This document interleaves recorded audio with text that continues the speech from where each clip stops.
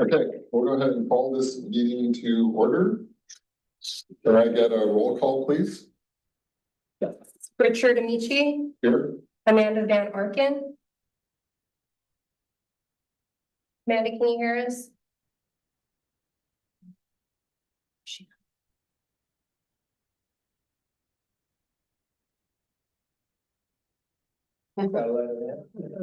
Sorry. Technical difficulties, my apologies. Amanda, can you hear us okay? Yeah, okay. Amanda Van Arken, Roll call. roll call. Here. Thank you. David DeBoss, it's like he's absent tonight. Brian Dorsey, it's like he's absent tonight as well. Lawrence O'Keefe.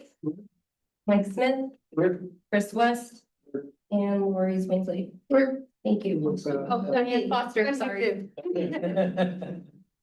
All right, perfect, thank you. So first thing is approve the January meeting minutes. Has everyone had a chance to review them? Yes. Yes. They look good. Should we approve them? Motion to accept is written. Second. Okay, motion and a second. Do we have any discussion on it? All those in favor, say aye. Aye. Aye. Any opposed? Okay, motion carries. Brian says he's on his way. All right, so next we have, do we have any citizen comments? No citizen comments today. Nothing today. No. All right, so let's move on to board member announcements. We'll go ahead and start with you, Larry, and go down clockwise.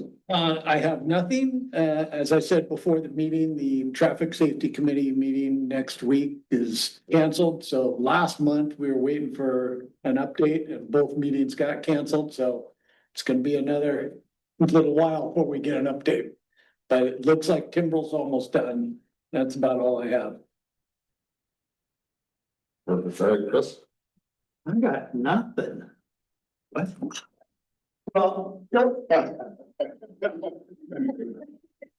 I do have a personal, I have new lenses. I had both cataracts done, oh, but I was too cheap to pay for the fancy ones, so I have to get a prescription because I'm seeing a little bit of double because of my stigmatism, so, but it's nice after wearing glasses since I was 16 to only have to wear them for readers now.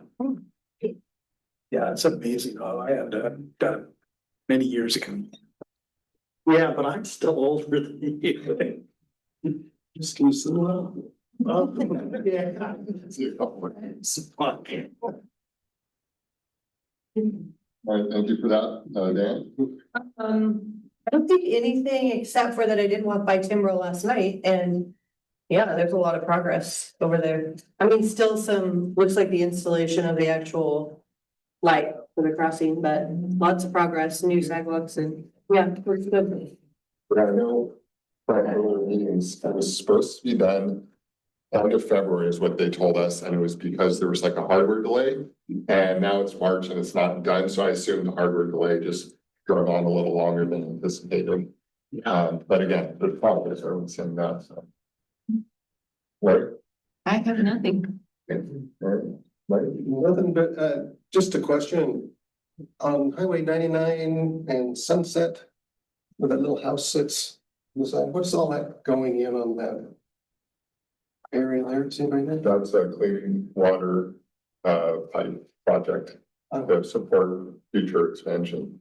The house down that house, the Elks in the process of selling. I think it actually sold. Oh, that little place right there? Yeah, all that property probably gonna be torn down one of these days. Thank you. And let the record show that Brian is here. I apologize. Do you have any member announcements? I do not. Okay, perfect. So then the only announcement I have is, and I'm sure you're gonna talk about this, so I'll be brief, but in January, there was the police award banquet that I went to, and that was a very cool thing to participate in, be a part of. Food was good. I liked the format of it. My table was a riot, a lot of fun. But to bring things back to our meeting, one thing that kind of stood out was I noticed of all the different award recipients up there, there was the two of them who were the two people who came in and met with us last year as new hires. It was Jameson and Amy. They both come in here and we had a chance to meet them and ask them some questions. And I got to see that they both went up on stage and I'm sorry, Amanda, I just realized you're up there. We'll let you go next. Anyway,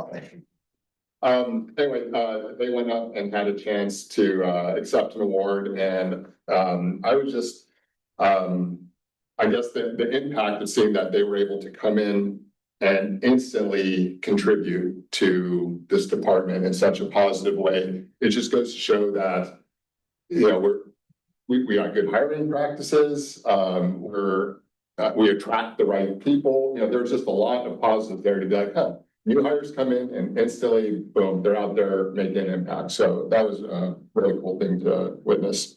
But it was fun. What was the award that each of them won? Do you remember offhand? It was the same. They were both. Yes. Okay, never mind. Actually, it was the incident down there on Langer Farms, the officer. Yeah. Yes, it was back in July, yeah. Okay. Cause Amy was the first one there and then Jameson and Nicole were the next on scene.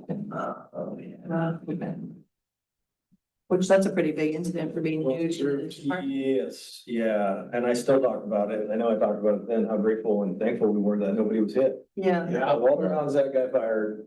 Yeah, it's pretty amazing. Amy was the one that was hit. She was the one that was rear-ended, yeah. Yeah. Weirdly enough, so when I say rear-ended, she had started to go, if you guys haven't heard the story, she pulled out to follow the suspect. He slammed on his brakes and hit reverses him. Obviously really hard because he disabled his car. He just rammed her, backed up into her, disabled his truck and her car. Second time somebody's done that in recent years. It's kind of a neat thing to.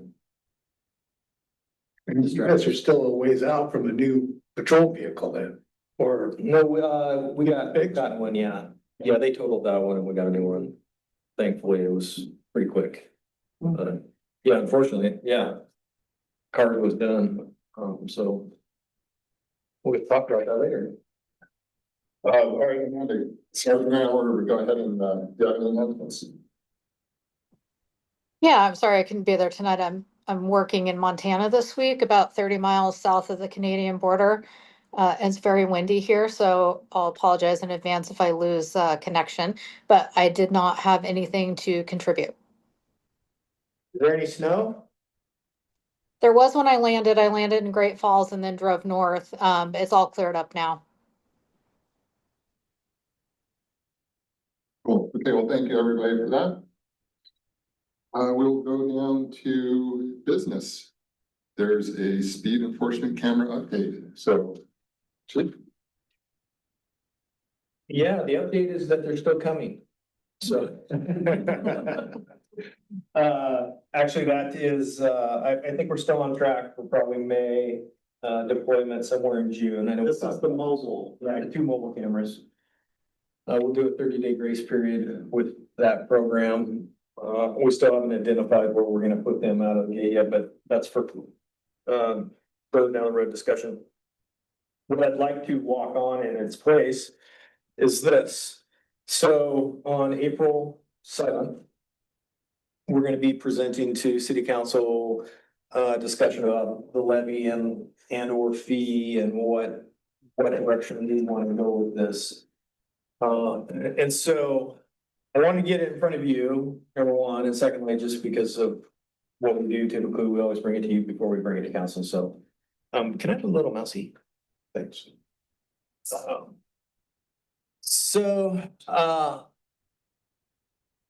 Wow, okay.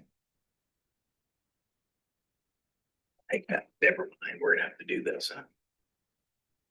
So as we go through this is a rough draft. I really want to solicit your input on what you think we need to be presenting. I've talked to quite a few people and trying to find the right place for everything is a bit challenging, but I guess I just want the message to get across of where we're at, what the potential needs are, and then what the potential funding sources would look like for us as a city and community. So, and basically, I need to tell a story. So please feel free to interrupt me as we are going here. Oops. So one of the things that we talked about, and we've talked about for a long time with the city, is just our staffing levels. Since I came here in 2009, minimum staffing has been 2 on patrol. And that's what it is still today. And that's just not sustainable. And part of that is because you'll see that first box is, and you probably can all appreciate this, is that one FTE is not one FTE. It's, for us, it's about 70%, just because of all the factors that come into play with the things we do. And on top of that, obviously, the demand, and I'm gonna show you some numbers here. And then just us keeping pace with where we're going. I'll talk a little bit about the growth and where we're at. I mean, we're not like expanding leaps and bounds by any means, but we're just busier. There's just things that are continuing to get more challenging and more difficult in the law enforcement arena. And what I mean by that is how we investigate things. Before you move off of that. Yes. The demand increasing. So what I've been seeing in the write-ups on Facebook, you know, what have your officers been doing? It looks like we've got more people coming in from outside of town. A lot of calls involving more outsiders than what I remember seeing in the past. Is that, do we have data on that? I mean, I'm sure we do. That would be, we'd have to pull up every report probably, but That would be a neat thing to tell them about, important thing to tell them about, because it's not just people who live in Sherwood anymore, it's outsiders who are coming in that need your attention as well. I can tell you this. So between our big box stores, and I have the exact numbers, but I'll just say 1,000 calls between the 3 of them. Target, Home Depot, and Walmart. I mean, those are kind of our big hitters when it comes to retail. I can't say definitively, but I'm guessing 80% or higher is outside people that we arrest. It's not very often that it's somebody within our community that we're arresting for those things. There is a handful of locals that we are aware of that do these crimes, but for the most part, there are a lot of outside people. So I appreciate that. That would be something good to see if I can dig up. As I've been going through this, trying to mine a lot of this data is a little bit more difficult than we thought it was gonna be. Is there a way to relate that demand increase to population growth as well? I don't know if we can, because we've been pretty stagnant. Yeah, we've been, we hover right around 20,000 to 21,000. I mean, our growth is capped at this point, except for some of the smaller neighborhoods like Alva Brooklyn. What's gonna catapult us is obviously Sherwood West. If and when that goes in, that's gonna exponentially increase the needs here, and it's something that we have to talk about now so that we have kind of a plan. Because as I understand it here, and well, we're probably 5, 6, 7 years out of development within that region, but things can change, so. But also, I guess it's not entirely all just population, right? Like you were talking about some of the problems in those 3 big stores.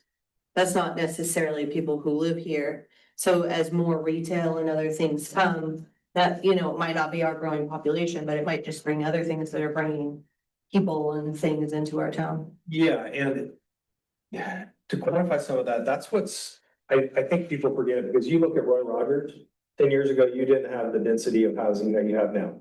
We're very close to all of those people that live there, that can come down in here. I'm not saying they're all bad, but they're just gonna be bad people everywhere, and they have the ability to zip right down in here and do what they need to do.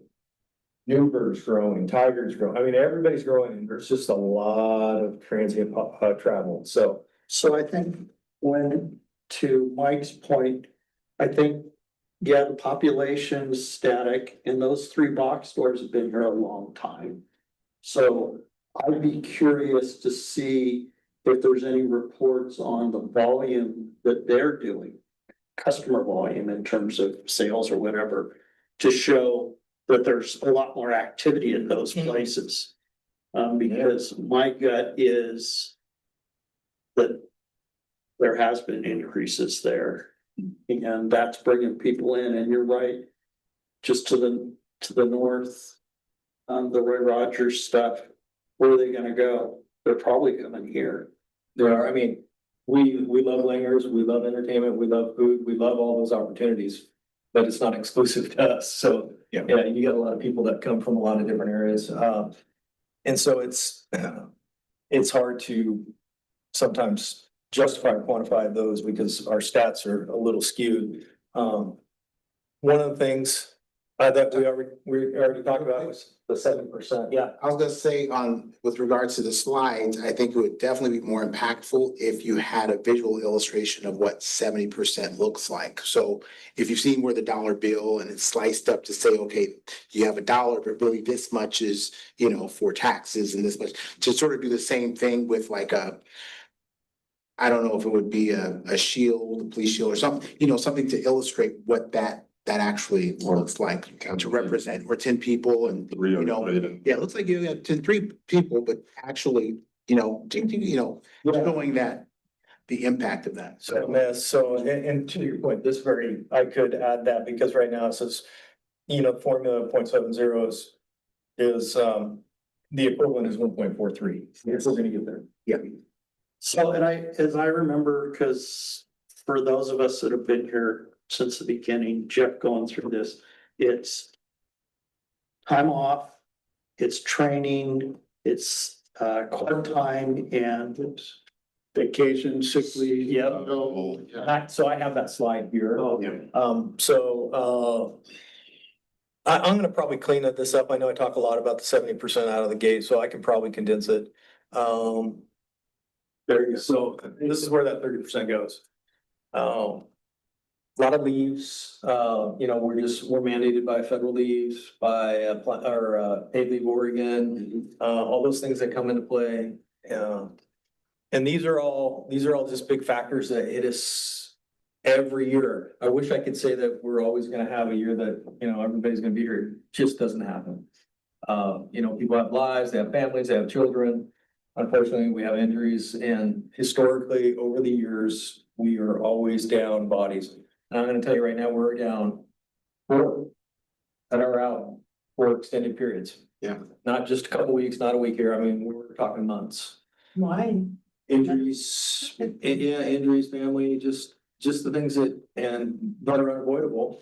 And sometimes in where we're at now, you compound that with trying to hire people and get them trained up. We're moving people around, we're pulling SROs out of schools to cover shifts, and so it's a bit contentious on the schedule at the moment. So to your point, that's what covers it. I probably can. Pie chart with, sort of a breakout of those different. On the previous slide, I just went. Before you went to the next slide, that one. If I was just Joe Blow taxpayer, kind of like. I don't know if there's something you could, maybe the pie chart goes here or something. I could condense these, I could do this. So one of the things, I really appreciate this input because honestly, we were talking about, do we want to focus on 70% or do we want to focus on the 30%? What's more important? So here's, I would touch briefly on this factor. They need to know that each officer, out of their 100%, 30% of it is not on the road, or however you want to. Exactly, yeah. And not dwell too much on this because they're still 100% officer. And talking about the 70% that way, I think repackage it. Okay. I liked that you said that the 30% is not on the road. And then, this visual of where they could be, but just because people picture, oh, they're not out in my community. Right. I think if you remind them that takes them off of the road, which doesn't even touch on even if they're on duty and they're making like a transport or anything like that. Correct. Yeah.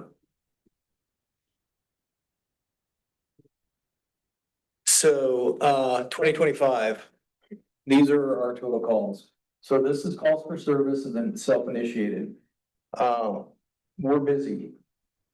So the other thing that I want, to illustrate here is these calls, when we factor in the 70%, it really breaks down to 14 officers in total that deal with this.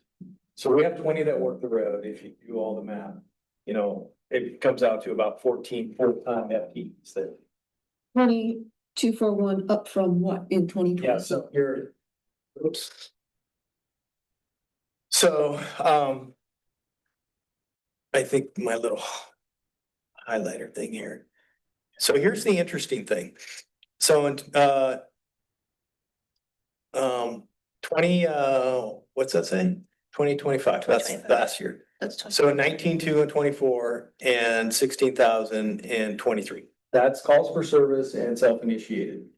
What's interesting is we have a bit of an inversion here that started last year. And what I mean by that, for a number of years, we had pretty steadily about 6,000 calls for service, 911, non-emergency. Last year, it dropped to about 5,300. And then in 25, it came down all the way to 5,000. So people are gonna say, well, you're doing less. My argument to that is, no, we're actually doing more because of all of the proactive kind of stuff that we've been doing. Hence why we're at nearly 21,000 calls that we're engaged with. Our proactivity levels like through the roof. We're out there doing traffic stops. We're out there doing community checks and building checks and. So on the left side, Yes, is there a way to break that into dispatch calls versus self-initiated? Split them out? Yes, so Yeah. a split bar, Chart bars, so one that, bar, but it would just be two different. so that you On can the same bar. show that you're doing that, you're doing police work instead of responding to situations. yep, yeah. And I did kick around that idea, so I'm glad you reiterated it, because I'm like, okay.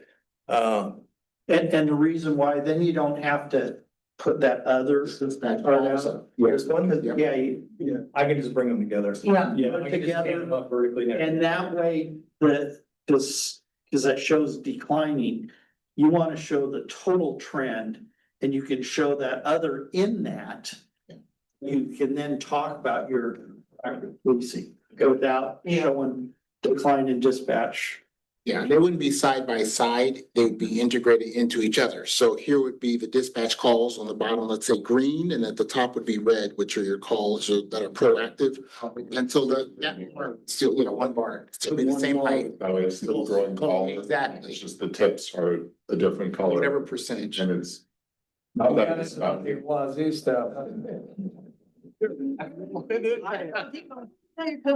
whatever it is. Fine. I know some of your counselors and they'll, Oh, yes. you want to have it tight. Yes. No, but that'll be good because I don't think then you'll be explaining, oh, this is the difference between the chart on the left and the chart on the right. And this is what the difference between calls for service and dispatch, like you're not focusing as much on those differences. Because it's the total calls that you're talking about. Yes. And I'm still struggling with talking about, we're really only 14 officers versus 20. I just say matter of fact that it's 70% of on the road. And then there's 30% of all this other stuff, but you're not gonna hopefully divide number of calls, 14 officers into the 20 versus 20 to how many calls per officer. And I just think that you have 20 officers. Yes, that worked. I mean, if I were going to break it down and average it out, it's about 1,000 calls a year per officer. I mean, just because officer, You know, 1,100, there are 14 officers though, per officers on the road. yeah, but It's, I think it's important to talk about the 30%, but your staff is 20. You're not Yeah. some made up 30%. 14 number. It's almost like it's admin costs. They're doing court stuff, they're taking PTO, that's all admin things that are part of the job, but yeah, 70% on the road. My full-time Of your employees get sick and take PTO and holidays, so normally I have to go to court, but I usually don't pay them to do that. I would think the very next question would be, how does the arrest count relate to those dispatch To calls? those years. You know, it's like, where are the arrests coming? I would say we had 400 and some odd arrests last year. How does that equate to where we were at 2024? We're making more arrests now that we're doing more Not just arrest citations. I mean, Yeah. arrests, citations, warnings. Something else that goes in there, arrest, citation, warning. Double secret warning. So, I can't see Amanda on there, so I don't know if she has questions. I actually did want to mention something. I think, oh, never mind. I guess that's right. This is just a more exact number. I was looking at your last slide here where it says 16K, and then I was looking at the next slide, but yeah, those numbers are right. Never mind. And please pop in, because we don't see you, because this is taking up the whole screen. Two things real quick. I would definitely increase the size of those numbers. And you can make it so. the number- Yes, yes. I know you're hovering over it, but just be able to see it even when you're not hovering over it, because otherwise you're squinting and it just is difficult to see. Even if, I'm imagining, even if that was just like a PDF or somebody's just reading on the computer, so you could take it. Yeah. Sure. Yes. And The you're little thing at the bottom. probably gonna get to this, but comparing it to our other local, police departments here, but also even nationally. But just whatever would show and prove your case to the highest degree. So. I don't think I included the comparisons in here. I have it. But I don't see it before. Yeah, Yeah. and then on the national level too.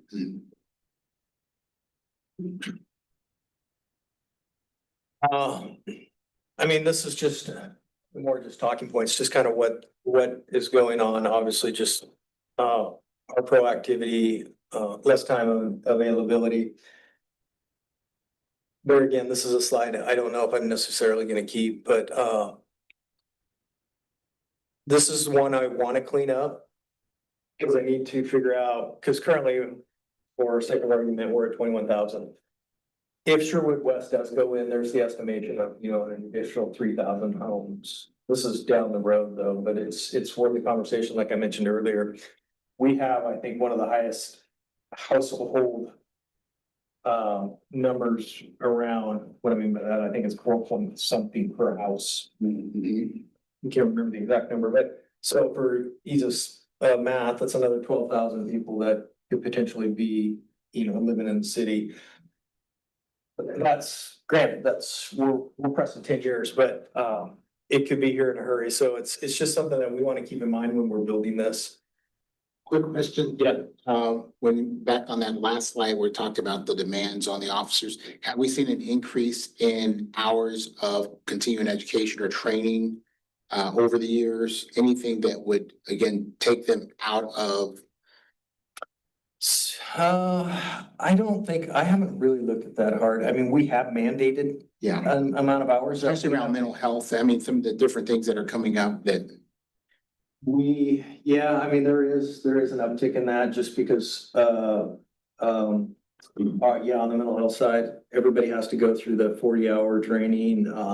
We're continuing to improve that. I mean, there's a lot of things that we The do. medical rate that you offer is So- part of which, It is, yeah, that Yeah. falls. it's not bad, it's good, but to talk about it being good, but it also has to do with you now having to shift people to be able to offer that to your officers because it's really important. Yeah, it does play into the PTO component of, availability for sure. And with, like the drone program, now all of a sudden there's people training for that. with getting more cameras, now there's more people who need to be reviewing those records, not just officers, but even back office staff need to be reviewing citations. And so, I mean, there's just a lot more costs as we embrace more technology and add more programs to the department. Oh, be careful about that, though. Because that knee-jerk reaction there was, well, then don't Why didn't we embrace did it? Yeah. technology. Well, so here's, and this is the problem, because I'm like, I go down all the rabbit holes of, well, I need to talk about this, and I need to talk about that. So I appreciate all this, because I think it's important that I hear from you guys. Technology is not going away. We need to obviously embrace it. I think it's a valuable tool, but I also want to reiterate the fact that although it can be very efficient and effective for us, somebody still has to operate it. We still have to show up on calls. That doesn't eliminate our need when somebody needs us. I mean, I can't say 20 years from now, some robot may not show up at your door. I don't know, but right now it's us. And here's the other thing that we face is, we could take the body worn camera and Axon away and save ourselves about $700,000 over a 5-year contract. But the expectation now with this community is if it wasn't on camera, it didn't happen. And they expect us to use less lethal force that we can. So that's a tool they can take away from us. I mean, all these things that we could take away and go back to bare bones policing. And that pays for itself after one lawsuit. It does. Yes. But right now I'm looking at probably 1.25 million in technology with drones, body worn cameras, Draft One, evidence.com over a 5-year contract. That includes DFR. I think we talked about that, drone first responder. So it would launch from our building and be able to go. I really wanted to be the first out of the gate in Washington County and I didn't get to do it. County just did it. And I don't know if you saw their post the other day where the drone, first responder drone went to that robbery and it was over the top of the bus and it picked up the suspect getting on the bus. Yep. So they knew exactly where to go. Yeah. Where to get him. I mean, it paid for itself, like right there. It speaks volumes of what it can do for us. Nobody was guessing. We've had to chase buses before because, suspects got on them. Now you got a suspect that's now embedded in the bed or in the bus. And so, yeah, so they were able to get him and I thought that was super cool. Okay, so I'm gonna technology. Yeah, that slide right there, I think, is the points that you make in previous visuals. Right. We don't need to have the I don't text. need to reiterate it. So this one, I threw in here because I'm like, okay. There is question, and I've been asked to talk about the 10-year forecast of what the city's gonna look like.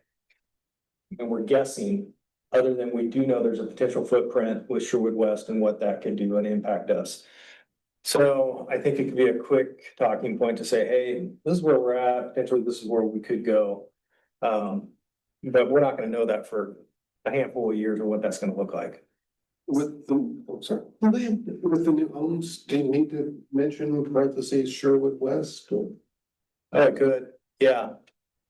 Or one, I know you have, or you do have something to say before I jump in. I was just wondering, is that 21,000 accurate? I thought we have more citizens than 21,000. No. It's, I mean, we have like 3 different signs in the city. I noticed that. I'm like, me too.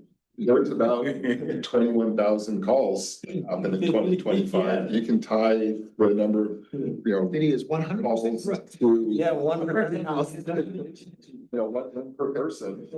And if we're gonna add 12,000 population, then presumably that means there'll be 12,000 additional calls that come in above the 20,450 we had last year, that's So I think we looked at it. in terms of timing on the growth, I think if I was given a presentation, I'd say the biggest variable is gonna be the cost of money and people investing and being able to, that's an unknown, it's an externality that we can't influence.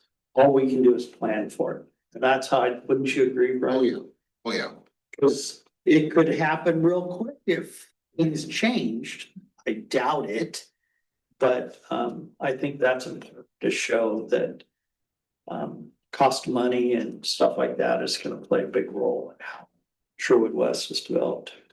Yeah, so as it stands right now, I think we're projected at about a 1% growth until Sherwood West kicks in. So over the next 5 years, that's only a couple thousand more people potentially, but at any moment, a developer could come in and things could change radically, depending on how things shake out. I know there's a lot of legislative things going on too, but yeah. No, here it is here, the 1% annual growth. So this just kind of goes, this plays right into this as far as we have to be thinking about what is potentially coming. I don't want to get caught off guard. Obviously, our biggest issues are traffic and service demands. To your point, that's going to be amplified if all of a sudden we got dumped another 5,000 people here quickly. I don't suspect that's going to happen, but Yeah, I would say if you can look at the past and where we are currently, that would be more impactful. Like we've had the same number, the same head count, right? For years. And so you can say, this is how many new commercial buildings, this is how much square feet of new commercial space has come in the last 5, 10 years. This is how many, new homes, this is how big the schools have grown, so anything that can show an head count, square footage, things like that will be able to show an increase means a need. The more you grow, the more you need. But the numbers forecast, like Chris said, they don't seem 1% doesn't seem like, okay. Well, yeah. And you guys have been looking at 22,000. you're spot on because we have been able to sustain ourselves for a handful of years with basically these numbers. So how do we justify more? Yeah. Well, and here's I think the biggest battle for me is trying to quantify, things that don't have a number attached to it. It's the burnout, the overtime, it's the running at minimums. And I talk about this here, how often we start with 2 people in the city and how quickly we can go to nobody available in the city. And we gamble all the time with that, I think, and the fact that we're lucky something doesn't break out. The other issue is we've always relied on our city partners, 12th and Tiger King City, vice versa, but they're in the same boat we are. Yeah. They're struggling to cover calls. It's been happening more and more where we've been tied up with everybody and a call comes out that needs to be addressed. And Tiger and or Tualatin can't come. That may be something to include, both how many times you've had to go out to support Tiger and Tualatin and also any spikes in their crime rate, right? And how that impacts us. Over the last, again, historically, if you can show historically an increase, but again, you're just looking to show and drive the fact that numbers are going up, thereby, and therefore our numbers also need to increase. See, when I look at Tigard, their population, I want to say is 50 or maybe close to 60. Yeah, I think it's a 50. Yeah, and their apartments 3 or 4 times bigger, Yeah. but they also have 217 and I-5. Yeah, but when you look at, because I've seen it, a map of calls in Tigard. It's 217 the mall and 99. It's just, that's where 85% of their calls are. In those 2 long stretches, and Alton just has I-5. We have 99, but it's not like I-5 where people could get on. It's the reality. Yeah. Bad guys. And maybe that's it too, when you are going to support them, you're driving further. So it's not like you're just right on the outskirts of Sherwood supporting Tiger, where their action takes you further away from where they're really supposed to be patrolling and then would actually cause more injury in terms of the turnaround time to get back to an incident here in town. Yeah, I remember when we were doing the staffing study years ago with Jeff, the fact of transportation to jail and leaving you to one or none was a huge issue. And if that's still an issue, it should be mentioned here. It still is, yeah.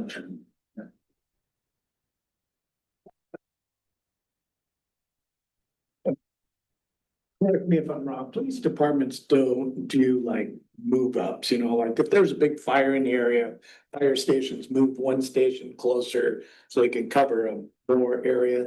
Police don't do that. You stay in your own town. cover your- I mean, unless there's something, if they need help, or if we need help, yeah, we'll, Yeah. on a specific call, but we're always trying to cut loose as quickly as we can to get back. I think if I were on the city council, I'd be interested in knowing how often we have to have that help come in for our officers. Yeah, I don't.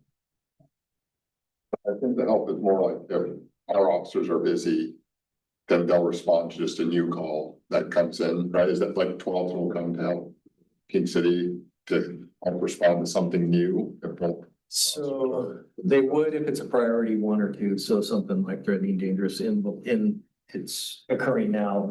Anything else we'll have, after, your gnome stolen. They would wait till we put it up for all, they're at that now or the domestic violence, yeah, they would come. That's why it took so long for us when you're going still. Yeah. I agree, Roy, that's good information because the general population might not know how much you rely on our neighbors, on our neighboring agencies. And you help them as well. but Yes. It's just good information because they might think the Sherwood PD has it all handled all the time. And I think it would be important to explain why we are backing up the other agencies as well. Because otherwise, if I was brand new to all this and I was just hearing this information for the first time on city council, I'd be wondering, well, why are we leaving our town to go to help somebody else? You're our officers. Why are you going? So I think it would be important to explain that relationship. It's reciprocal. Yeah. Yeah, there's also, I would feel if I was trying to decide if I was gonna give you money or not, I'd be like, well, you don't need to expand, because if you're shorthanded, Carrollton's coming, we don't even have to worry, so. We have no right to count on them. They're not our officers. And who knows what they're doing. So we can't, if they're not ours, we can't count on the idea that they're gonna be there. Is I think the point that, Yeah, I think we've gotten comfortable with that over the years because it's been pretty accessible. But that's changing and we're seeing it and everybody's feeling it. And honestly, I think we need to build ourselves up into a place that we can sustain ourselves for the most part. because the reality here is you're asking for more money. Yep. And the more money is gonna come from us. You know, and we're already looking, I mean, everybody's tightening their belts right now, and so I wanna know, why do I need to pay you more money? If you're gonna go help, I don't wanna pay you more money so that you can go help Tigard. Or that you can go help Tualatin. I'll accept the help from Tigard and Tualatin happily, but I think that that's what you're fighting. Yeah, it's the issue is that, criminals don't know boundaries. 124th is our cutoff, and not PS, and then King City. And I mean, we actually take a lot of priority, I shouldn't say a lot. We take a handful of priority one calls for the county. Tonquin, up Elward, down 99, crashes, issues up on the hills, down off the top, because they're district cars. Usually not within the vicinity to respond like we can, so. In some sense, it's all a big family, because at the end of the day, when people call 911, they don't care who shows up. They just need somebody to get there, and that's always been our basis as well. We'll go. The good thing about it is obviously we wouldn't be the primary, so I totally get what you're saying, Lori. The one thing I've seen on social media quite frequently is when there's calls that come out that people are starting to talk about, it's like, did you see all the cars? Did you see all? They're not all our cars, it's everybody across the county, Tiger, Tualatin. So I'm gonna step back here. In your presentation to council, you've already talked to them about fee versus levy, and they've done that analysis, right? So, no. But they talked about what the difference is between those. Yeah, and I got a thing here that I'll show you. But what my gut's telling me is you need to develop the arguments to justify them taking the risk to put something on the ballot. What's the arguments that will be persuasive to the people that will have to vote yes or no on the ballot? And, the one thing that I've seen so far that as a voter, I would say, oh, is the increase in costs. Okay.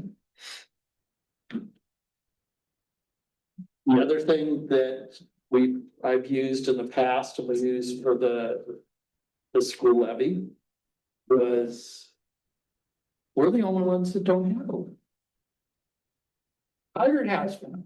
Walton has one. Beaverton has one. Here's what their levies are.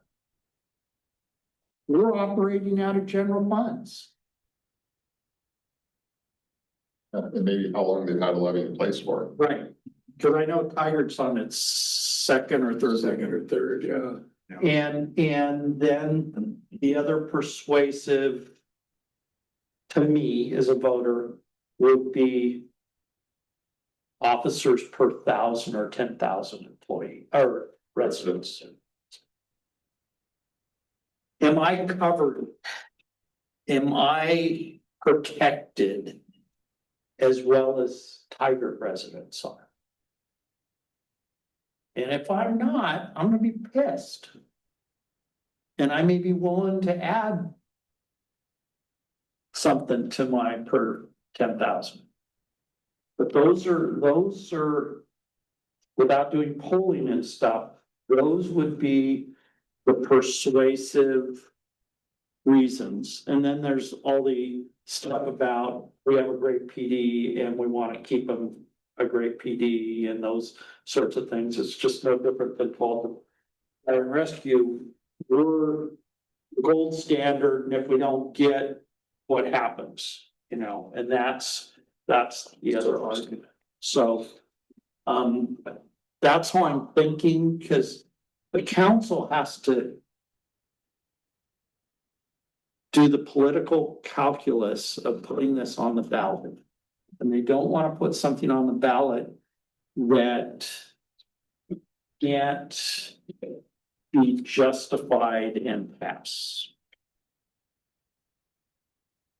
Yeah, you're spot on. So I think, I don't talk about it in here and this will probably be more of the council politics is we do run about 38% of the general fund.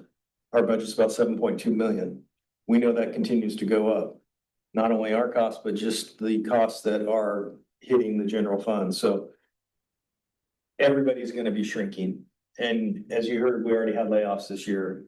And that doesn't look like that's necessarily or potentially gonna change anytime in the future. We're gonna be struggling. So, you know, this will help offset that and sustain where we're at.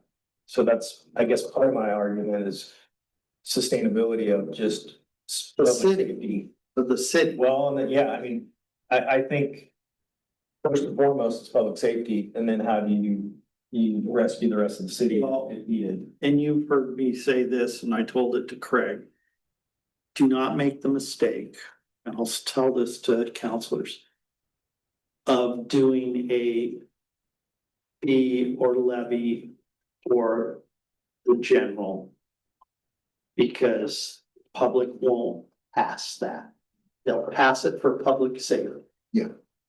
That's the thing that they'll pass for, and I've got polling from 20 years that show that.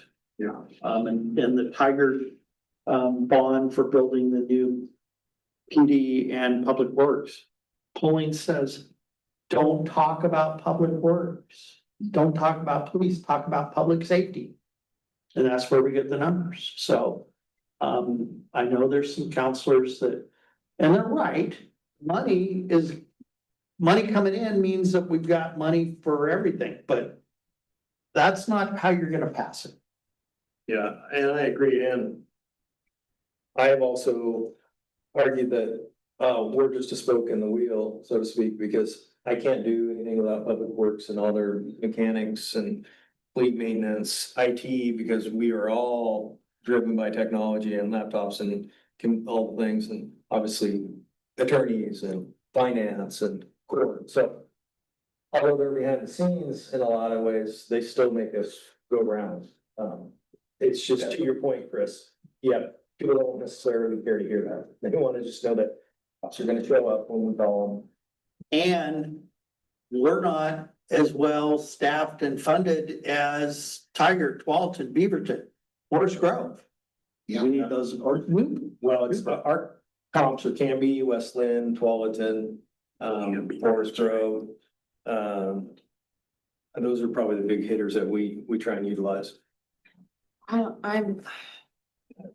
I hear what you're saying, Chris, but I just, from the way I think, that's not the way to go, to say that we're not as well-funded as these other places are. It's not a competition in that regard. I think your better point is the numbers. You know, this is the number of the calls. I really would like to know how many of those calls, what's the increase in the amount of calls that are being generated because of outsiders coming in to our area and causing problems. I think that's where you're really gonna get people's attention. Because I would, you know, I would hear, well, we're not as well funded as everybody else. Yeah, but we're doing a doggone good job with what we have. So the idea that it would be a competition comparing us to them, I don't think is gonna go over as well as putting the numbers in front of people and saying, here's why, here's what's happening, here's what's changing. And I think that a big part of what you're doing should be to maybe even consider increasing the presence, the marketing presence that's going on what's happening around Sherwood, so that people can see it on a more regular basis, because we've known from day one that the community just isn't overly involved unless something blows up. You know, we figured that out when we went out there and tried to beat the streets over the whole marijuana issue. We had 400 people that wanted to be involved in that. So I think you need to, I really think that you need to show people more what you're doing on a more regular basis, because those write-ups are fantastic. When I saw the one about the two 19-year-olds in the car with two girls who ended up being 14, not 17. You know, my immediate thought was, oh, those little girls don't have any idea what they've gotten themselves into. I mean, and those young men may not either. I mean, Romeo and Juliet doesn't work like that. That's mandatory. That's a problem. Yeah. That's a life-changing problem right there. But for the citizens to see what you're doing more often, I think is also gonna be a very big help. I totally agree. It's huge in the brand and why the brand is important. In the comparison, what I was pointing to was the Tiger has a levy, X amount. Beaverton or Forest Grove has one, and Sherwood doesn't. Kind of thing. I know, I can tell you from the school levy, that was huge in convincing people that we're not investing in our school like the other communities. We've been doing a great job. We've been holding our own and we've had great success in our schools, but we're gonna reach a point. And that's kind of what we're reaching with the PD too. We're reaching a point where something's gotta give. It's either gonna be more layoffs in other departments, or it's gonna be not the service level that we've grown accustomed to. One thing just really related to kind of these numbers that you said earlier tonight that really spoke to me as like a voter, is you were saying that right now you have 4 people off for various reasons. And we're pulling SROs out of the schools. Now, I mean, that's a big message in itself, I think, to our voters, and who a lot of them have children in the schools. And so even sometimes like maybe just making sure that those examples also make it into the conversation. Cause that's a big message that you send right there to say, you know, we didn't plan this, but we're dealing with 4 people off and we're pulling from schools to help out with our needs in Sherwood. Yeah, Community's been pretty clear about the idea that we want our SROs and we want more than one and we want them in the schools. yeah. So that's. And they might not realize that that's even. before? Yeah. They might not realize that that's an option that they do get pulled, you know, 'cause some people might just think, well, they're assigned to the schools, that doesn't. So, you know, some of those, I think, reminders that does happen when the need is back with your department. Yeah, and so thank you for bringing that up, because there, again, that's something I've tried to balance, because first and foremost, they are police officers of the PD. We just arrangements and agreements with the school district to put them in there. At any moment, we could pull them back because patrol is our priority. Yeah. And that's why they're now back in the capacity they are. And would always be in a crisis like we're in, a crisis, in a moment like we have right now, but, I do think people need to understand and be reminded of what their role is, and I mean, cause we just didn't set aside a whole bunch of money for them in that program, and it's protected forever, because it isn't, they're part of the general fund. Now, granted, we do split the cost with the school district, so if in fact we do pull them back, then we are incurring even more cost. So it's kind of a win-win at the point, but great point, so thank you for that. Real quick, this is a slide, or this is what I want to make sure that people understand of just how we start with shifts.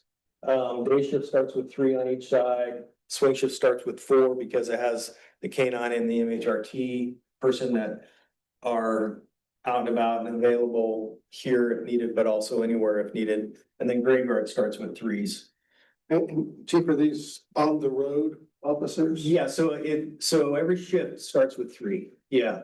But this number here, is, actually, I'll go to this one. This is probably my bigger point. Somebody's on PTO, leave, calls in sick, whatever it is, it instantly puts us at 2. So our numbers show that 38% of the time we start at minimums. Another 17% we start at low minimums. So that means we're having to backfill those, but Oh, can you back up, next, one more? Okay. That, what you just said seems to contradict this. Because this one says most shifts start with 3 officers, and I don't like that 4th one down there in the bottom that says minimum staffing 2 officers, because the other 3. Kind of with that one in there, it makes it look like, well, fine, you're staffed just fine now. so. Okay. How do you want me to clarify that? Because we do start with 3. Every shift's what's on paper. Plan. On your schedule. Yeah. Right. Everything's scheduled. Not most shifts start, most shifts. Our shifts are Or just scheduled. Scheduled shifts start with 3 officers. And for 3 officers. Most shifts are, shifts are scheduled for 3 officers. Yes, shifts are scheduled for 3 officers, yes. It's also making them more of a, you know, a definite statement. We start here, but then we. Yes, yeah. I mean, Or maybe even the goal is to schedule. or plan for Planning for 3 officers, 38% of the time we start with 2, 17% of the time we start with 1. And hearing 1 instead of Yeah. less than minimum is more impactful. We got 1 officer for 20,000 people. Yeah, because then you've got the goal and then the reality. Well, and let me clarify, we never start with 1. If we're down to 1, this is where the overtime, the This is where you burnout, pull the over. rotations of calling people, we're doing it right now. We have a whole workful of having to call people in constantly. Most of the shifts overlap, like swing is obviously blanketed between So swing, graveyard. So no, it's grave and swing. So swing starts at 3:30 and goes till 1:30, and then graveyard comes on at 8:30. No, Will people ask that, do you think? I'm just curious, like if day shift, so day does shift it matter to put like kind of the hours next to it, just for the general? in one of the slides I had it, I could put it up there. It's. The reason there is that overlap on swing and graves is that's our busiest time, because that's usually when everybody's Hopping, it is, yeah. I think that's a really important point too, is to know when do most of our calls happen during the day? And the fire department did that with their medic units and, you know, they had a peak activity unit. They put on at certain hours of the day. Yeah, so that's why our hours are what they are, is because we looked at that and stacked the most bodies available for that. And it's hard to explain this, but you know, on graveyard, there may only be like 3 calls in an evening. But a lot of times those are pretty significant calls. They aren't just my cat's in a tree call. It's a DV, it's a DUI crash, it's a overdose, and those are significant time involved. And unfortunately, it's always our newer officers just because of contracts and, you know, they're the ones that are working through that. Yeah. I would say, just as you were doing now, to have some stories that speak to times when you were down to 1, times where there was some horrific event and, you know, due to the mental stress and trauma, you have multiple folks out, so that they can see and hear and feel what that's like instead of just the numbers on the screen. You wanna know what's so bad is I was listening the other week and you almost had me out there taking calls. So you're welcome. I didn't do it. I know, but there was a mental health call back over here that the 2 officers that were on were dealing with. It was pretty extensive. This individual had to be taken into custody, but at the same time, there was a 911 unknown call going out. And they couldn't figure out the location, and they finally did. And so it was, so while this person was taken into custody, our second officer had to leave and then go over and deal with this. And it happened to be an individual that had gone down and they were in the house and the officer could see them through the window. And so now we have a whole nother chaotic scene here. So both of our officers on duty are dealing with pretty significant events. That's going to take a lot of their time and there's nobody left in the city. So we can tell you stories over and over about how that occurs. We've just, and I said it earlier, we've just been really fortunate in the fact that nothing else has gone off in those times that have really been catastrophic. But we just can't keep operating like that. We just have to have the ability to know that we're gonna have somebody available. We're not asking for 4 or 5, but at least one body. Because to your point earlier, yeah, we've always relied on Tiger and Quality in city to get here quickly. And they did have to come down and help us on all those. Because we couldn't handle that. We couldn't handle this by ourselves and we couldn't handle that by ourselves. Yeah, so it's not an if problem, it's a when problem, for sure. Absolutely. So we've already talked about this. I gave you some of those numbers before. Obviously, the 3 officers on shift. I'll make sure that that's clarified, and what that means is they are scheduled. Each shift has 3 bodies scheduled. It's just who shows up is the problem.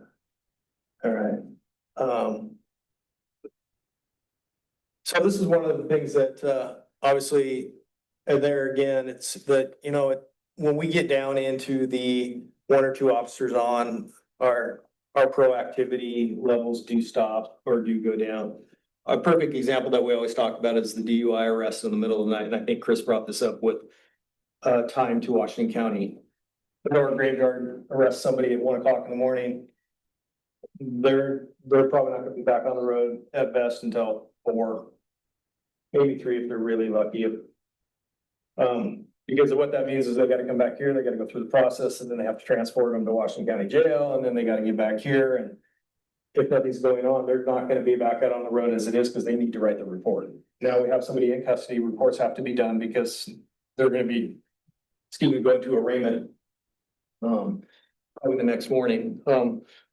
So, yeah, unfortunately, that just takes somebody off the road for the rest of the evening, and then you just have one that's running around taking care of things as needed. So I'd like to ask, using the example that Lori just mentioned again with the 2 17-year-olds from the east side and the 2 14-year-olds. 19 and 14. 19, okay. Girls said they were 17, but That's they're right. 14. And if I remember right, it was just a simple traffic stop because of a U-turn, if I remember this. Yep. that's would you call that a proactive police? Okay, so there it is. You won't be able to do that exact, here's an exact example of the kind of stuff that you wouldn't be able to do for those two 14-year-old girls and their family. This is a good slide. I like this. Yeah. Like it speaks very specifically and, you know, we don't wanna do reactive policing. I think this is a good slide. I like the slide except for the photo, and I'll go bring this up earlier. Well, I say no puppies, or so here's my plan. You wanted to be angry? We want us to have images and maybe even on like every other slide or every slide. At the beginning where we're talking about the challenges that unfortunately fear sells. So it should be pictures of arrests, damaged buildings, you know, pictures that show, you know, the police lights in the dark. Those type of things to speak to, this is the challenges we're facing, right? There should be no puppies until the last scene, so the future state with the approved levy, no puppies in these early slides until the very end. When you talk about, if we get this money, this is what it's gonna look like, puppies, rainbows, kittens, you go crazy. No puppies talking about negative stuff, it just doesn't relate. They look. Shows a Sherwood police officer though. I do appreciate that you're not just like pulling like this one, you know, just pulling the stock photo. Right, last slide. You could just wipe out some. That's not right. No, yeah, cause you on Yeah. the shiny happy people, like we we're saying, it's like, what's the problem? Yeah, it's funny because I have a bunch of just a lot of arrest photos, but I'm like, okay, well, everybody gets what we do. So I just want to have this general contact and it just happened to be Nicole that I came across. I didn't even think about the dog. Look, the dog looks scared though. No. Self and she's approaching a dog. If it was your dog, be driving. Wipe that little puppy. She shot at the car before it stopped. So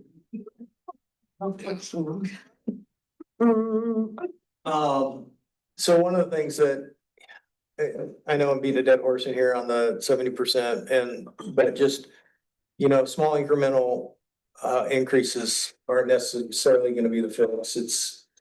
This is some of the graphs that we have. So it goes back to, you know, one additional officer, that still puts us at 0.70. 2 officers gives us the body and the half. And as you can see over time, 4, 6. So here's, cause I remember back when we went over this with Jeff in the staffing study. To have 3 officers on the road. That is really 4 point whatever. Yeah. Whatever it is. And that's how I display it, cause that's what sticks in my head from doing this before. So let me do the math real quick. Well, it'd have to be 5. You can't put 4 point. Well, I agree, whatever it comes out, round it up to the whole person, but that's the reality that you're dealing with. And do it that way. Officers is 2.9 on the road, something like that. Yeah, right there. Which that's what this, I mean, says. Maybe it's just, yeah. If you want 3 officers on the road, you have to have 5 new bodies. 5 people that you can put on the schedule. Right, 5 people available. Scheduled, yes. Yeah, agreed. And one other thing I think needs to be brought up too is the amount of time it takes to have an officer. From when you identify someone till they're fully trained up and able to be on the road on their own. It's like when they decide to add an extra lane to 217, traffic's already jam packed. They put an extra lane in. It helps for a little bit, but now 5 years from now, they should put 2 lanes in, you know, it's like you really have to think ahead because. You know, we're gonna need someone in a couple of years, we gotta hire them today. So, So that's why we need the money today, because we're talking about growth in 5 years. the other thing that's come up and we're trying, and you bring up a great point, and I just don't know if I can even build this in, but we've looked at the age of our department and who's gonna be gone in the next 5 years. And it'll be a pretty significant thing. And you know, we need to that and deal with it now because succession planning's been in the works, it's just this agency, and not every, I mean, not all the departments, are immune to this. It's just that cyclical thing with, you know, groups get hired and they go and then they're gone. It's not necessarily always spread out so that you have people leaving, equally throughout the years. But we're gonna have a pretty good exit, you know, from handful from the top and a couple in the middle, all with, you know, a lot of experience that's gonna walk out the door and making sure that we can adjust that, because right now we have a really good department. And, but again, that's not necessarily what the community is gonna worry about, but it's the reality that we have to worry about. And so it's whether or not you can have that as a talking point, because they're gonna be like, well, sorry, deal with it. And I like this, I'll see if I can come up with that. The other thing that people always wanna know is what's it cost per year per officer? And this is relevant because I'm gonna talk about the levy and the fee here real quick. So on average, it's about 200,000. And what's that include? That image is the type of image I'm talking about. You like that one better? Yeah, take out the dog on that one picture. You should wipe it up, face them out. So this is a great example. Any traffic stop that has any kind of enforcement action, it's not done alone. So there's always another backup, if not three on it, because if you're only, let's just take this person, for example, if they're under arrest and there's multiple people in the car and there's things that need to be searched, well, you're gonna need at least a couple more, because you're gonna have somebody that's watching this individual. This person's gonna be in the back of a car, and you're gonna have somebody else that's engaged with the search and whatever else is happening. So and you see it, you guys can all probably remember you were driving down the road and you're wondering why there's 3-4 cop cars there for one traffic stop. Well, something's going on. Have you ever had, kind of ties in with what you were just saying, have you ever had the city council come in and do the simulations? I think a few of them have. That might be an interesting thing to do before you start talking about budgets, to help them better understand why you need more than one officer. To set them up for rental. Now, Well, no, I think the simulations, so that they can be in there, and getting that feeling, experiencing that, seeing how many things you have to keep your eyes on. Put them through police academy, Yeah, it would be good. citizens academy. Chief, going back to the Oh, sorry. previous, I don't know how to say it, but my first. I knew this wasn't true, but my first thought when I saw that was, well, that's a good salary. And that's, Yeah, I know, Yes. that's not Yeah. salary. Maybe combine those. Combine these two. Yeah, I would just, Oh, yeah. you can use the second line as your talking point, but have salary, equipment, benefits. Those probably could fit in that And training, above, Yeah. you know. You don't have a burden on your, like, taxes and insurance. And maybe in like a pie chart here to actually visually, because right now they all look equal. Are they all the same? You know what I'm saying? Are they all the same amount? Yeah, I could probably break that out, cause so one of the things we always talk about is what's that look like? That's just a fully loaded police officer. So it does include all these, your salaries, your benefits, your PERS, your health insurance, your training, and then, you know, the equipment, because all the things that we're required to have right now equates to an officer. So for every 2 officers, we need a car, but everybody gets a taser, a radio, a camera, all those things. Don't see PERS on there at all. We don't put PERS on there. It's just baked into the benefits. Might be a good reminder for them. Well, that's kind of a hot topic. That's why a pie chart works, because they'll see how much the benefits are. You know, you think it's all salary. No, benefits is huge. We've been down that road. I don't think anybody wants to like dig that one back. I was actually thinking a visual of some, like he's got, the vest costs this much, the stun gun costs this much, the camera costs this much, and it's like, listed. We actually have that broke out. I think it's close to 20 grand that they wear in equipment. That we give to the officers. It's a one-time hit for when they get hired. But as we hire people or we expand, that will definitely be a cost.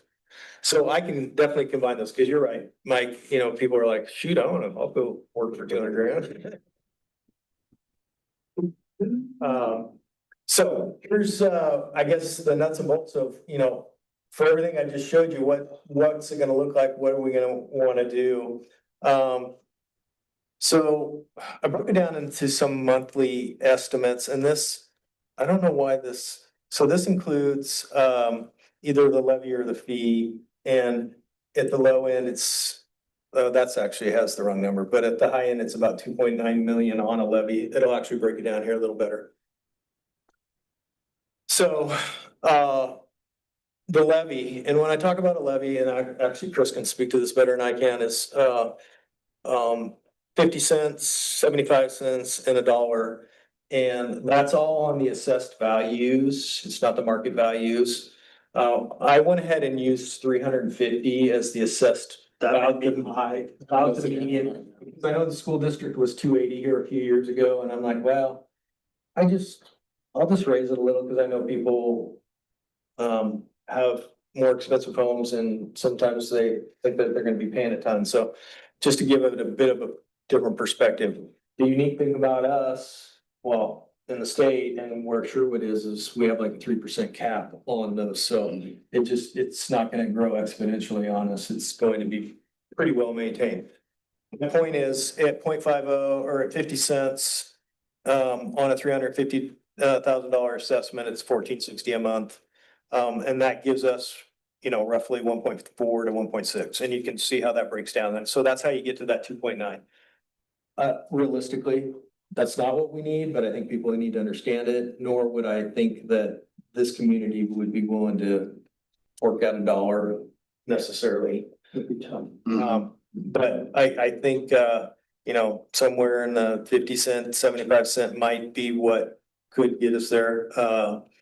And then the utility fee, equally so, if we're breaking it down into the monthly factor, you're, at a 1250. And keep in mind, that's on a 7,200 households here in the city. So that's how we're getting that number, but you're coming out to about $1.8 million or 1.25. So, So in the work sessions that I've been at, there was also talk about commercial. Yep, and we're still talking about that. There's been some discussion about, so Roseburg has pretty robust commercial side to that. What's interesting to us is, our time and our commitment is really the big box stores. Because we've looked at all the numbers now of how often we've responded. That's why I can tell you that it's about 1,000 for the 3 over a year period, and then everything then really nosedives as far as where we go. And so where and what that looks like, I think is definitely still in discussion, because it can offset some of this. It's just, we don't know exactly how much it could offset it for us, and whether it's really worth it to try and sparse out some of that to get to where we need to. But and nothing's off the table. So I just wanted that, because I remember those discussions, and I think with the citizens having the commercial side versus the homeowners, having that shared would help. Talking about passing something. Yeah. So. What do you think is managed? Oh, yeah, I think, Amanda, sorry. That's okay. I had a couple comments about earlier, but the one that is relevant to right now is when we're talking about the commercial sites, to me as a homeowner, what I think about more is the apartments. So are apartments going to be assessed in either the building owner or each household that's in an apartment? Because we're talking about public safety. It touches everybody, and it shouldn't be just the homeowners in the city that are paying based on the value of their home. So on the levy part, I don't know how that works. There's still property taxes on this multifamily.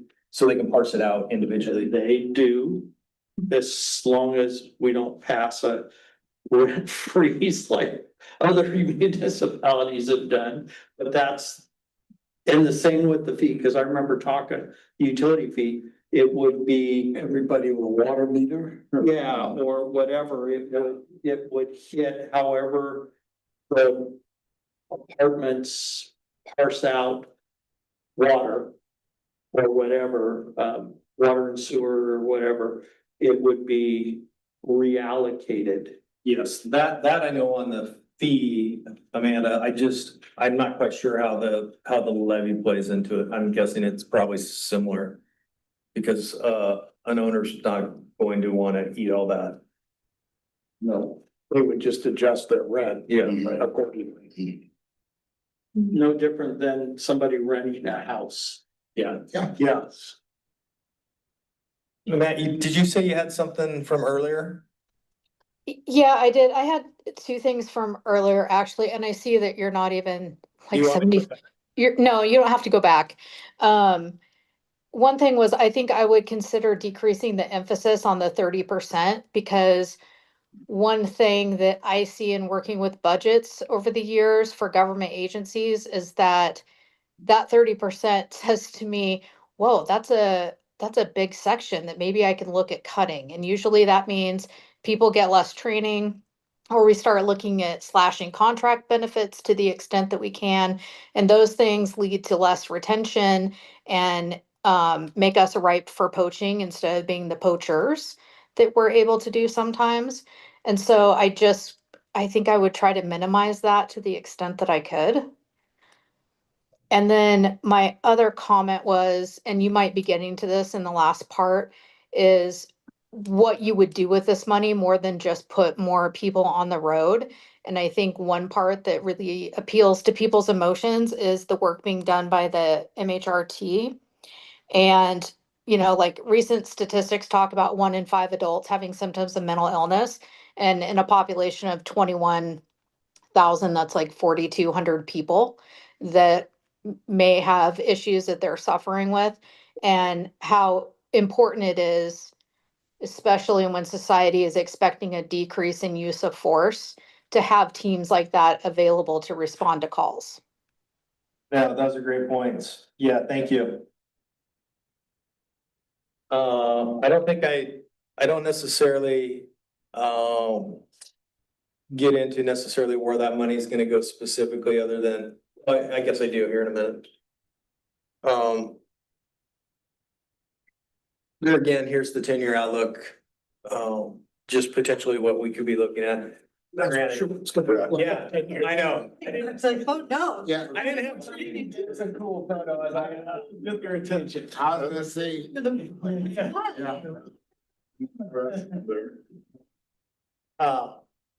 So, Wait, back that up. I was just gonna see if I had Amanda's stuff on there yet. Unsustainable model, when does it become unsustainable? How far down the road? I'd say now, but, the moment that Sherwood West kicks in, I mean, we're, Yeah, under the right conditions, that could be right now. yeah, You know, I mean, we're, it's unsustainable for a number of reasons at the moment. To Amanda's point is, all the things that are hitting us, the tug on our personnel, the calls. We're just continually, quite frankly, I hear more and more just how burnout they are. And the biggest problem is retention. We see it nationally. We see our numbers in hiring have like dramatically dropped. So getting applicants. And I would say now, Yeah, so here's not becomes, it is. with this council, with some of them. And because of the layoffs that have already happened. The city budget is unsustainable. Oh, yeah. That's the point. And the reality is that the other departments gave this fiscal year. And others are going to have to give in the future. And this is a way for the PD to take some of the pressure off the general fund. Heidelberg in the city. That's how I go about it. It's unsustainable right now. I think a slide showing the geographical map of Sherwood and then maybe a shaded part of where we would be, what that would look like and, you know, 10 to 15% and then the call volume, maybe not call volume, but the growth potential. So people look at the city limits of Sherwood and then where this, what 15 to 20% bigger would look like. But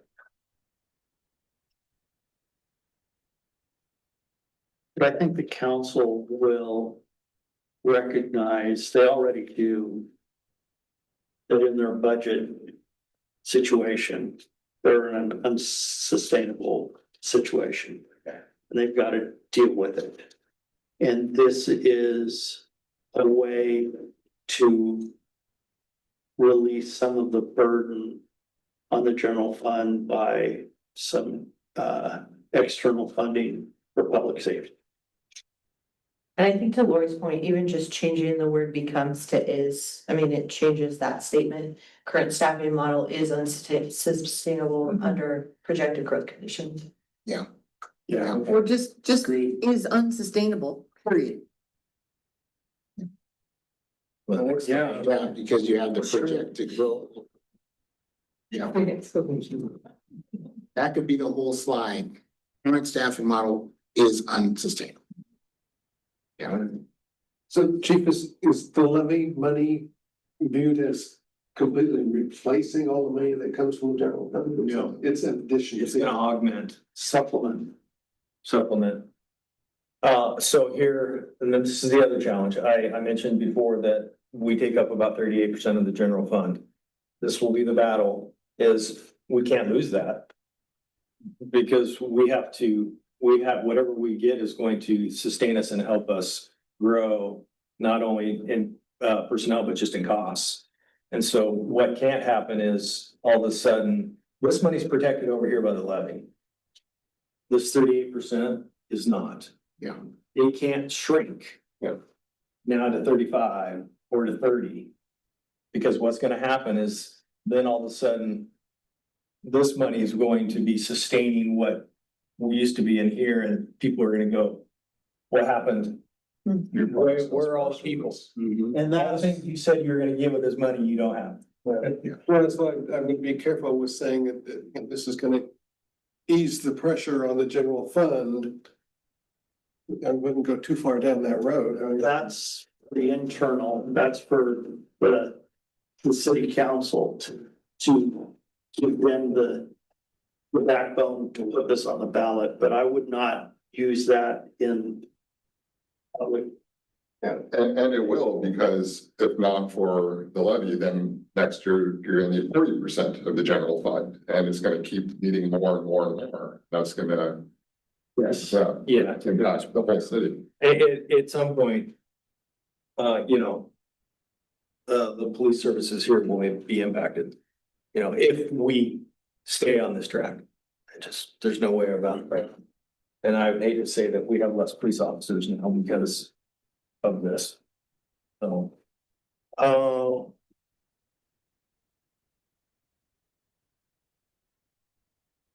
this was just reiterating what we've talked about.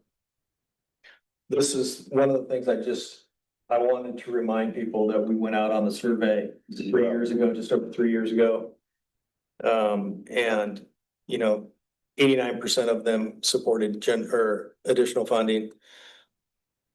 Ironically enough, 77 said, hey, we want 4 cops out there, not necessarily knowing what that all means, but we gave them the option and I think the number was out of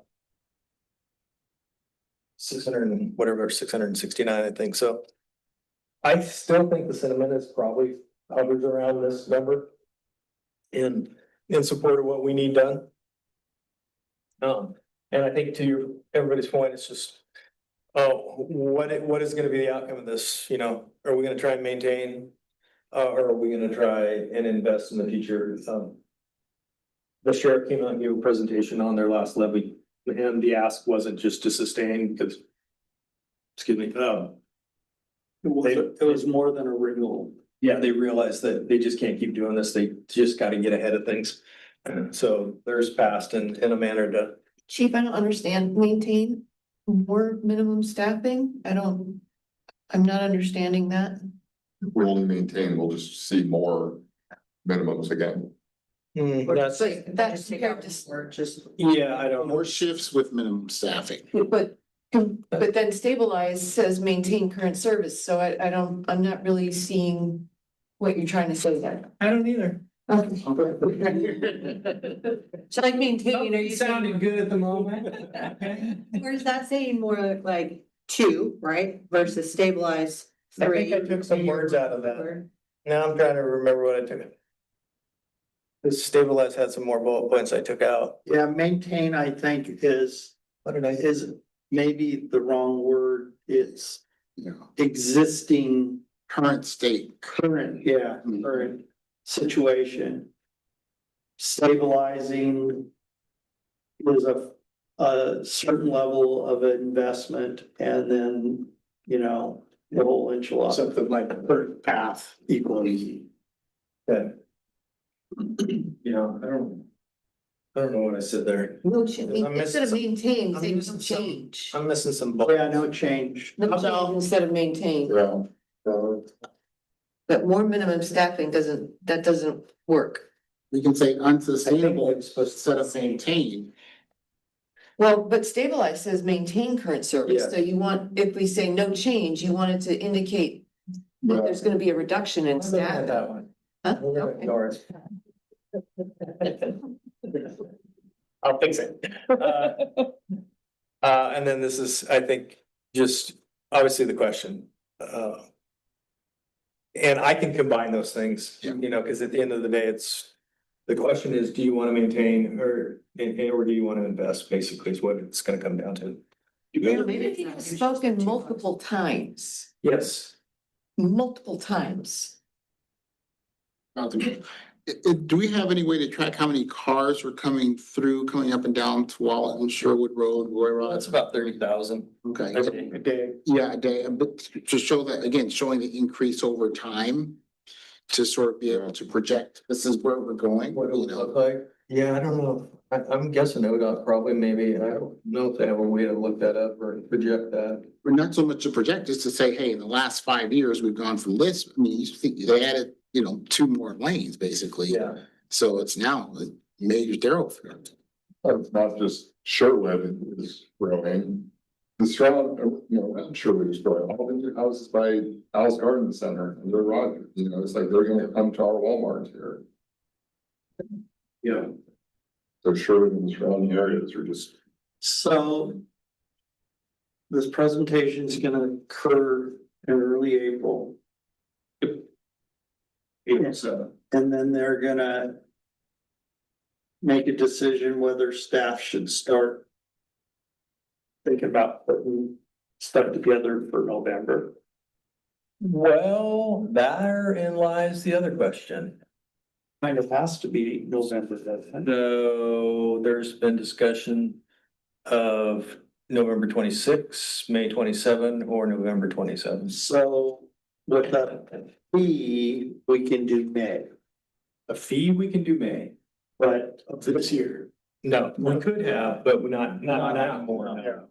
But because of the 50%. yeah, the charter thing that got added. And levy has to be on a November general election, because otherwise you have to have over 50% of the registered voters vote. Yeah. And that does, Majority. yeah. And November probably has better more Yes. participation anyway, right? Yeah, I mean, and obviously, midterms are always big election times. I have heard that there's some resistance to that because we also have 4 people up on council, 3 councilors and a mayor.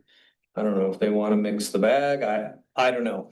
Here's the thing that I try to remind myself and others is that we go out in November, we don't see that money until November 27. Right. So it's a year out. Before we can do anything with that and put anything in place. So we waited until November 27, we're not seeing it until 28. So it's it could be problematic for us. And as I've told you and the council, we got a poll. We gotta know what the lay of the land is on this, especially in this climate. With all this stuff. Now we're gonna vote on the transfer. I think we are voting on transportation in May. But there's gonna be enough about taxes and affordability in November's election that could have an impact, and I would want to know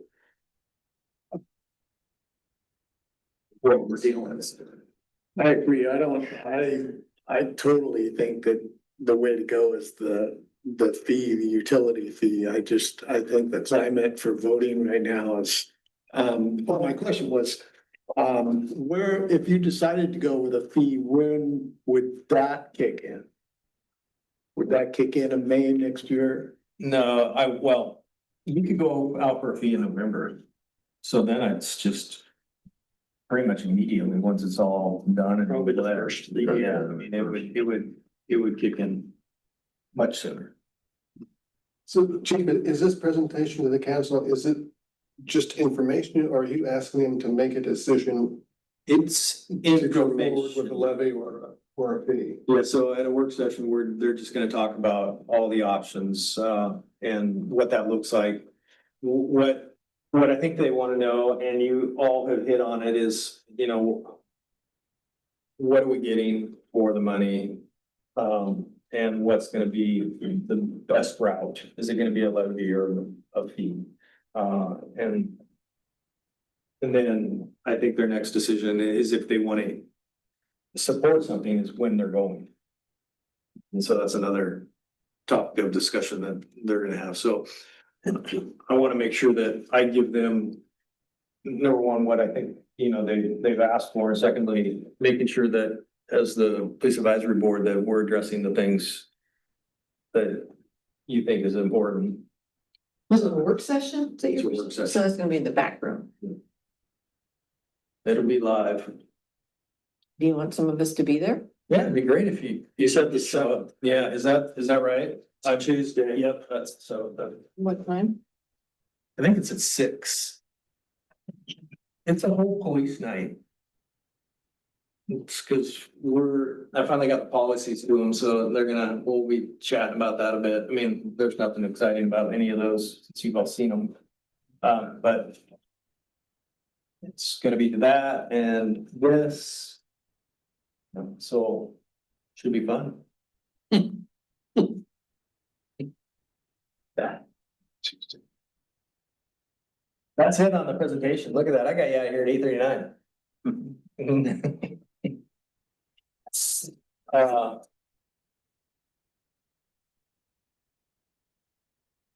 So if there's anything that comes up, if you guys think of anything, please email me.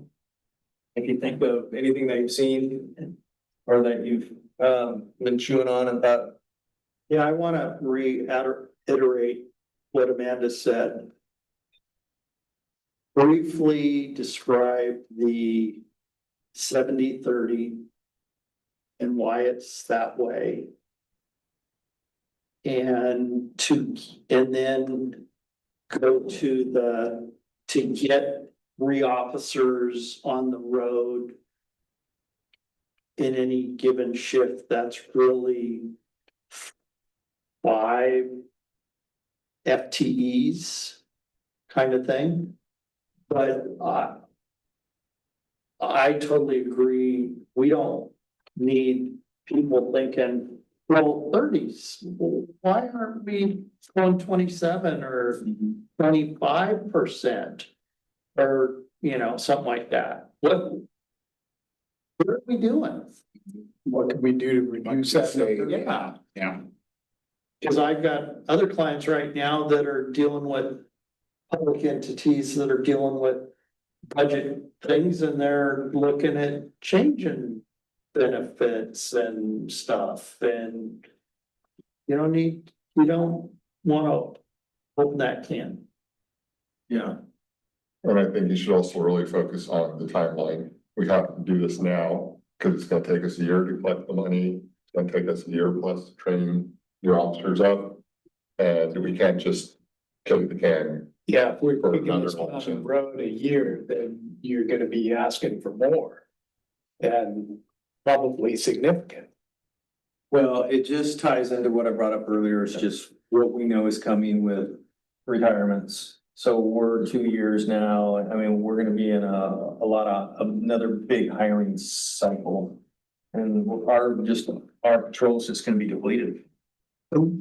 And I don't know if you guys remember this, but you told me a few months ago that you've hired like 6 new people over the last few years, but we haven't made any ground. It's like, you know, one person gets hired, another 2 people retire. It's just backfilling.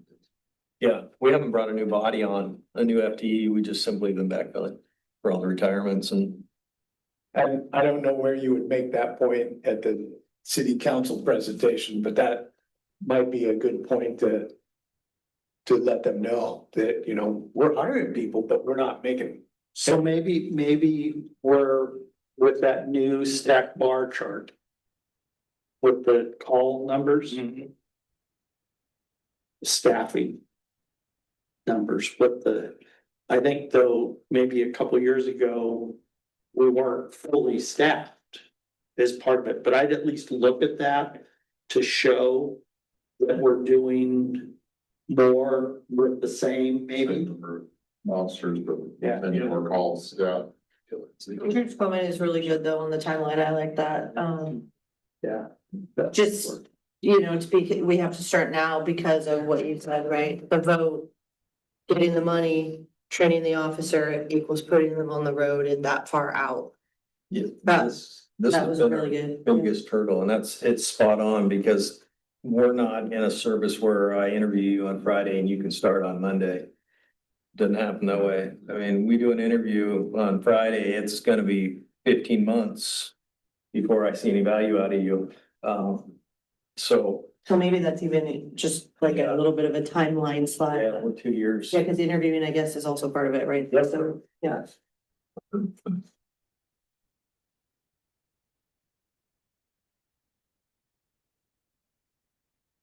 Thanks, chief. Pretty good presentation, chief. Thank you. No, this was great. I appreciate all the input because I just knew that, I need to say throw a bunch of stuff up against the wall, but that's kind of what it was. I needed to figure out what should stick and what shouldn't and what that should look like. So thank you, Amanda. You're welcome. Brian says no dogs. No dogs. You can have them on the last slide. I thought he seemed like a puppy guy myself, but. I don't know where she went. Yeah. On that last slide too, where it says growth is coming, you can say growth isn't coming, it's here, and it can be an aerial view along We're in it. Roy Rogers and Walton Sherwood from 5 years ago and now, and how much, you know, drastically, how big a difference that is. Yeah, there was nothing and now it's just much more. Maybe even 10 years ago. So no staff or staff reports, or we Oh, done? Yeah, there's no traffic safety update. We already talked about Timberwolf. There's a 4-way stop at Middleton and Brookman now. Everyone's driven that path. That was all I was. Brookman is closed. It's a hard close. Oh, yeah, On the 16th through May 1st, I think. which is connected to the construction you were talking about on Sunset. That's now continuing down Brookman. Okay. The water pipes. for council news, Kim was back east. She went with the student advisory. Cool. Yeah, so they got spent a few days back there. I'm sure she'll update us next time, but at least her pictures and kind of some of the things she posted. Looks like it was a good time. So I'll pretend to be Counselor Kim. Quick update on staff report. So we have hired. Well, we have 2 that had just started. So MJ and Melanie both. Well, I know. The other one hasn't started yet because I was trying to. 3 is 2. Yeah. 3 is 2. Man. So MJ and Melanie have started both, come with, experience. If you weren't here for the hiring, MJ came, has some, time in at OSP, and then Melanie is a sibling of one of our others that's here, so. Yeah, Alex Salisbury, our detective, it's his older sister who's come Okay. from up the gorge. And so they have started and they're doing really well, which is great. We have another one coming on in June. And then we extended another job offer to a lateral, and so if that all works out, they should be coming on here. What is it, so hopefully sometime by May. That being said, it's a unique position for these four that are coming on, they're all further along in life experience. See this, that HR. Yeah. And so I think it's gonna be it's just gonna be a great asset that they have a different perspective and I think they have, some good experience and so it'll be a well-balanced. They're all laterals. Yes. Yep. So Yeah, who's set to retire this year? nobody's going this year, but probably in the next 2-3 years for sure. So, it's just making sure we're squared away with that and what that's gonna look like. That's it on the staff report that I can think of. You got anything on the staff report? No? I always ask Angie, cause she's always like. She's always going, you forget Yeah, don't this. forget to say that, so. Okay. Corner. Shall we move to adjourn? Yeah, does anyone have anything else? No. That's not a motion? That's it, I move to adjourn. Second. Yeah, so we're going. We have to vote on it. Got minutes, Amanda. Bye, Amanda.